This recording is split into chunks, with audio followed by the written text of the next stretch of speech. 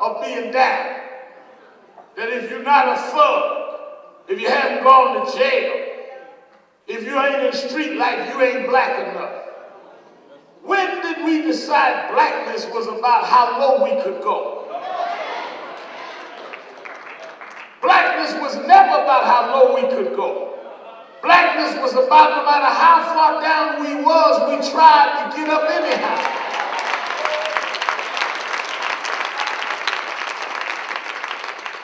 The whole struggle from slavery was about being the best we could be. They fought in slavery for the right to read and write. When whites were even threatened with murder to teach us to read and write, we snuck and learned how to read. We fought for the right to name our children after us. It was against the law for us to marry and name our own children. We fought to turn that around. Civil rights movement started in '54, Brown versus the Board of Education, because we wanted what? Equal quality education. Now you get to the 21st century and you fighting for the right to be done? Talk to these children, they'll tell you. Some of their friends tell them if they speak well, if they're eloquent, if they read well, they acting white. And we're allowing the definition to be flipped. And we're not challenging that definition. And then we justify it by romanticizing ghetto life, the music world, putting out videos, romanticizing street life to our children, acting like that's black culture.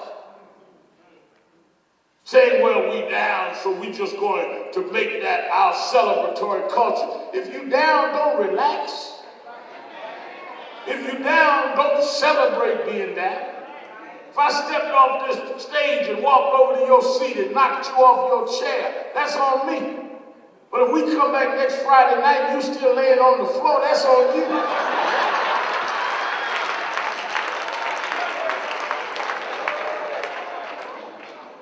What do I mean by that? Even if you're not responsible for being down, you're responsible for getting up.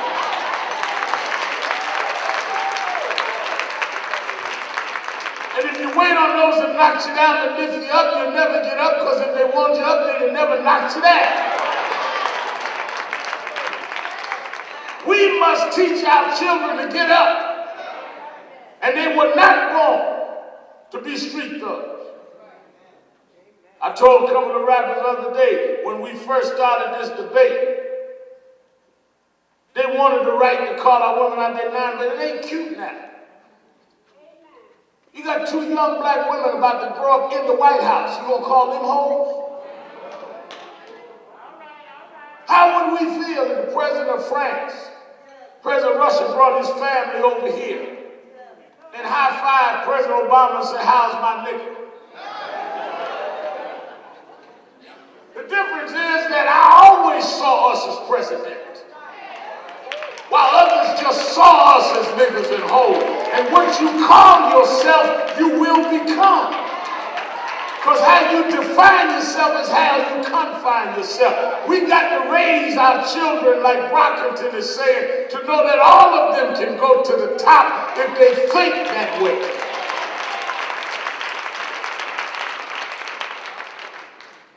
I didn't know I was underprivileged till I got to college. Because my mother didn't raise me on what I wanted. She raised me to believe I could be whatever I wanted to be. She raised me to believe that if God be for me, it was more than the whole world against me. I went to Brooklyn College. I got the sociology class. Teacher said, we're going to study underprivileged. Says, all right with me. He said, we're going to study those that live in housing projects, single parent homes, on welfare. I said, he talking about me. Because I was never taught that, and too many of us are not teaching our children that we expect them to excel no matter where they go. When you beat them down psychologically, you ain't nothing. Your daddy wasn't nothing. You ain't gonna be nothing. You going to jail like your brother. You put a profile in them that they'll live out. I started preaching when I was 4, ordained when I was 9. Porter asked me, how did you preach as a boy? Because nobody told me I couldn't. When I went to Bishop Washington, told him I felt I was called to preach, they put me up. I thought about years later, had he told me no, I might have left the church. I might have been broken. You never know when you turn these children around. Discourage them, block them, or allow them to lock into an inferiority complex. You never know what'll follow them all their life. I was 11 years old, met Adam Clay Powell, and he treated me like I was an adult. I never turned around. So when I talk about helping young people, it's because I understand that. I was a teenager, I met James Brown. James Brown took me as a son. When he told me where he came from and where he went in life, nobody could tell me what I couldn't do. That's what we must do in supporting programs like this. Because the son you save may be your son-in-law. The daughter you save may marry your boy. You don't know who you touching. And then how can you love God, whom you never see, and hate your brother and sister who you see every day? Lastly, we must all use our own experiences. You know, one of the things that bothers me, Reverend Brockton, is all the church folk that become so self-righteous that they can't help people that have done wrong like they ain't never done wrong. Everybody in here done wrong. You might have done it down south and moved up to Maryland, but you the same person. And rather than hide your wrong, you need to celebrate that God delivered you from your wrong. Some of us did everything we could, then come join the church. Then jump up the next Sunday, start singing things I used to do. I don't do no more. But most of the things you used to do, you can't do no more. The difference between giving up and giving out. I was preaching in Jacksonville, Florida a few months ago. Man got up in the devotional service and said, thank the Lord, I'm 81 years old. He delivered me from all my temptation. I got up behind him and said, 81 ain't much temptation left.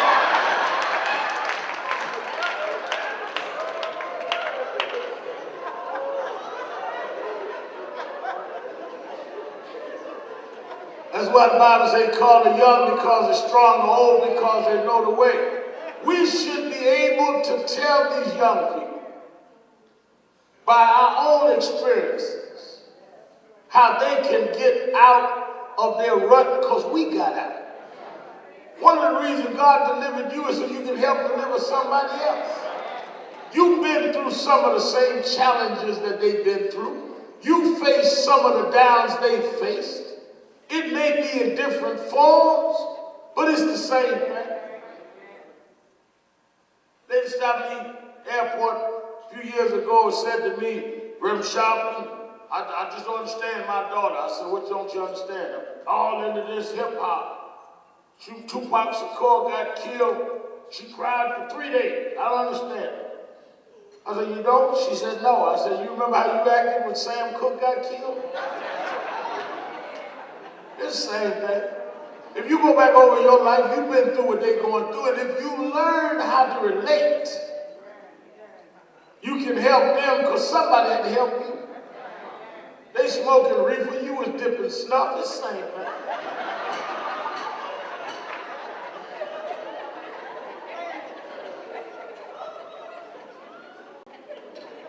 They got 40s, you had Ripple, the same thing.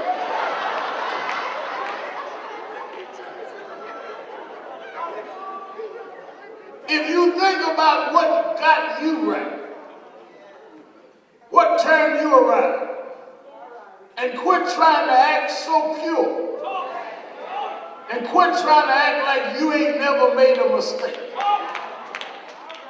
In fact, this whole polished big shot act that a lot of us play. As I read the Bible, child, God ain't never used many big shots to do much of nothing. In fact, as I read the Bible, God like to use rejects. He like to use people you would laugh at, people you would marginalize, people that had messed up. And I figured out why, because if he uses people with the right background, the right pedigree that's too clean, we would think it was them. But if he takes somebody nasty, somebody you laugh at, somebody you dismiss and lifts them up and cleans them off, he can get the glory because we say only God could have done that. Quit trying to hide your mistakes. And let people know the mistakes you made shows what God brought you through. When I travel a lot, I fly 3 or 4 days a week. I fly through good weather, bad weather, turbulence, smooth air, don't matter to me. Only one thing will stop me from getting on a plane is if you tell me it's the pilot's first trip. I don't want to go up with somebody that ain't never been up before. I don't care where he went to pilot school. I don't care what kind of pilot license he got. Because there may be something up there that he ain't ready for. He ain't never faced the clouds. He ain't never faced the storm. He don't know what turbulence is. But that's the same way in life. I don't want to hang out with nobody that ain't never been through that. You folk been saved all your life, ain't never made a mistake, so sanctified, feet ain't never hit the ground. Don't hang out with me. But something might come up in life you don't know if you're ready for it. You don't know what you can handle. You don't know how strong you are. I want somebody that's been knocked down. Somebody that had to walk the floor all night. Somebody that done faced trials and tribulations. I know you know how to get through because you've been through. That's why some of y'all be talking about, well, all my life I've lived. No, I've been through ups and downs. So when I talk about what God can do, I ain't guessing. A lot of y'all hope God will make it. I know what God will do because I know what he already done. A lot of y'all got to go get the Bible and read what he did for Job and what he did for Jeremiah, what he did for Nehemiah. When I face a problem, I don't read Job's story. I sit down in a chair, Charles, and hit the rewind button in my own mind. I think about what he done for me. I'm talking about days I thought would never end. I'm talking about nights I thought the sun wouldn't get back up. I'm talking about corners I thought I wouldn't turn. I know what he'll do because he done it for me.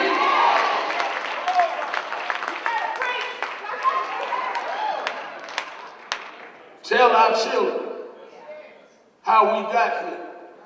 We got here through ups and downs, but there was a God that sat high, but he looked low. There's a God that no matter how bad you got, he'd forgive you and pick you up and turn you around, wipe tears from your eyes. We didn't get here because we was lucky. We got here because we was blessed.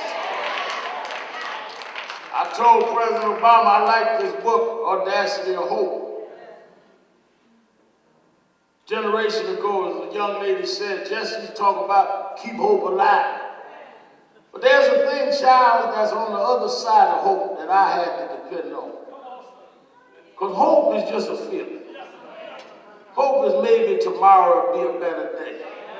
Hope is maybe my luck will change. Hope is maybe my ship will come in. But there's something on the other side of that called faith. In fact, faith is the substance of things. Hope for the evidence of things not seen. Faith is when the doctors give up, but you hold on for another doctor. Faith is when you got a pile of bills and no money, but you say he will provide all of my needs. Faith is when your friends walk out, when your loved ones don't know your name, when your family turn your back, but you say, I don't believe he brought me this far. to lead me now. We come this far by faith, leaning on the Lord, trusting in his holy word. He never failed me yet. I tell you this, and I sit down, you may be a little mindful, a little shy about telling these young people, but tell them anyhow. Because one day they will remember what you told them. Children don't remember those that enabled them in their wrong. They remember those that loved them enough to correct them and love them and bring them through. Because life is going to teach them that you were right if you give them the right message. I remember my mother raised me by herself. Daddy left when I was about 10. She struggled and made it the best way we could. When she got me in Brooklyn College, I remember I would bring some of my college buddies, councilwoman, to church. And I'll be honest, I used to say to myself coming in, I hope mama don't shout this Sunday. But my mother used to have a funny way of leaning to the side and jumping up and down like she gonna fall, but she never fall. And I would say, oh God, I hope she don't shout this Sunday. And I'd get there, sit down with my college friends, and everything be cool, but quiet, get up and start singing. And mama started thinking about how we used to stand on welfare lines to get that box of cheese in the brown box, and how we used to go around the back of the welfare center and get the little peanut butter and the little tin can. And she thought about how she used to have to sew my pants because she didn't have enough money to buy new pants for me to go to school. And she think how God brought us through all of that, and she leaned to the side and started jumping up and down. And I'd put my face down, and all my buddies would be laughing, and I'd be ashamed that mama shouting. But years went by, child. And I was leading the march out in Bensonhurst, Brooklyn, and a man came through the crowd and stuck a knife in my chest. 2 inches from my heart. They rushed me to the hospital. Doctors put me through surgery. And for several hours, they didn't know if I was going to make it. Finally, the next morning, they came in and they looked at the regulator. And I'm laying there with all kind of tubes in me and intravenous in my arm, and not knowing what the doctor was going to say. And the doctor said, well, you're out of danger. Now, I don't know what happened, but overnight you stabilized. You're going to be all right. I got up, started wrestling to get up. He said, hold it, you can use the bedpan. You don't have to get up to go to the bathroom. I grabbed the cords, I grabbed the intravenous. I slipped out the side of the bed. I leaned to the side and started pulling up.